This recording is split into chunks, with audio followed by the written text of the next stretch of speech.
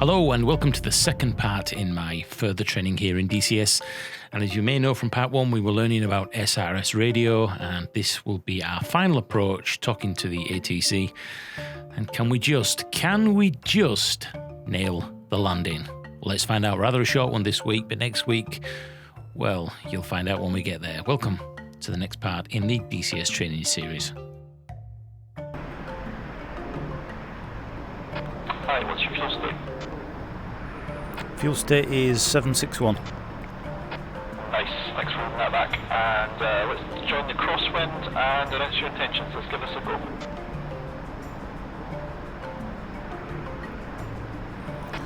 Patumi, this is Demon Actual approaching downwind section for runway 31 Patumi. Outstanding. Just a little high. We're about 3,000 feet, so let's work that down.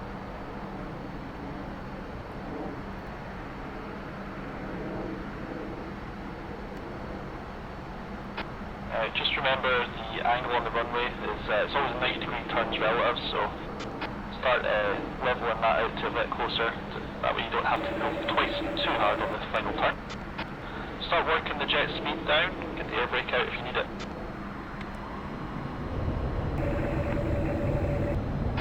The whole point of the downwind is to get yourself configured so the gears and the flaps can come out.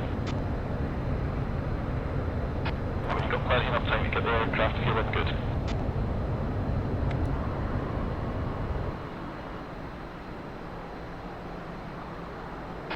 So is that the gear and the flaps out now? Gears and flaps are down, yeah.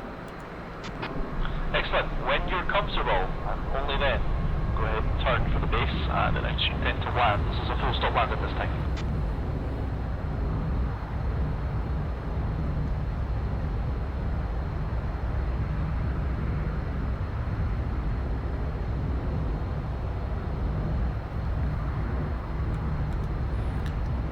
Patumi traffic, this is Demon Actual on final approach to runway 31 Patumi. Sweet. You really get the hang of the radio, mate. Well done.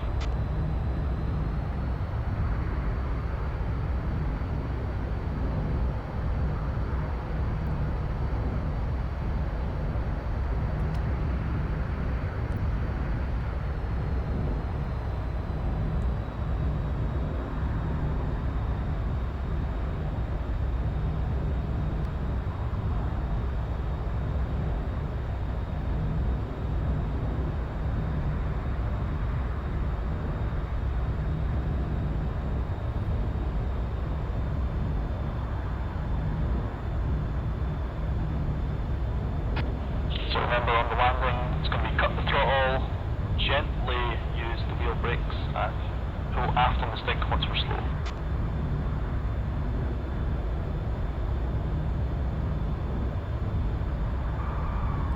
Oh man, that was the best. Well done.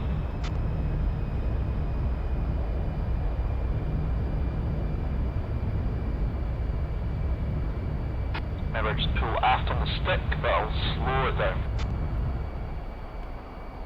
Now mate, if all your subscribers don't see that last video, that last landing there, I swear to God I will choke a fool. That's amazing. It's that fear again of thinking I'm going to go too fast straight into it, looking at the angle of attack meter. But you didn't, did you? You made it work you just floated it down there, that was brilliant. More practice. It does make perfect, they say. There's no yellow taxi line on here, am I in the right place? Yes and no. The runways, some of the runway diagrams that are out there on the internet label this as taxiway Charlie. In real life, this is a disused taxiway. It's no longer considered suitable for aircraft. Do you want me to turn left here or? Yellow, or sort of an orange line rather than a standard taxiway point. Do you want me to turn left or where do you want me to go? Turn right. We'll just get back to where we're supposed to be, so just continue to turn right, all the way right.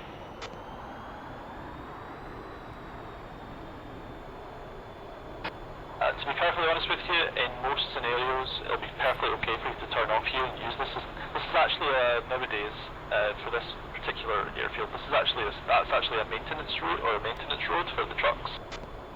It was a taxiway back when this was a much bigger airfield, so you're not wrong. But the reason why it's not labelled and it's not in the tarmac looks different, and you'll see the difference when you come up to the serviced area, is because it's no longer rated for aircraft. It's not maintained and it's not kept clean to the same standards that an aircraft would normally expect. Of course, this is DCS. We don't have to deal with foreign objects and debris, so we don't have dust and stew and rubbish jumping into the airfield area intakes like we would in real life right now. In real life, you'd be buying the ground crew a large pint of something because they'd be pulling all kinds of dust and crap and grass, all sorts of stuff out of the engine right now. So you can now see where we return to tarmac up ahead. Was up here on the left, wasn't it, somewhere? So this is now considered an aircraft area.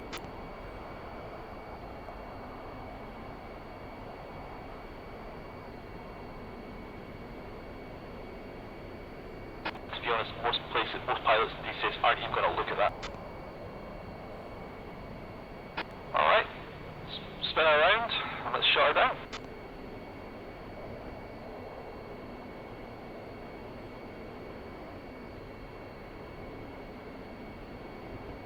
Alright, park her up.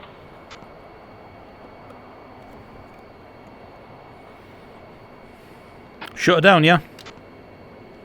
Yep, kill her. It's all good.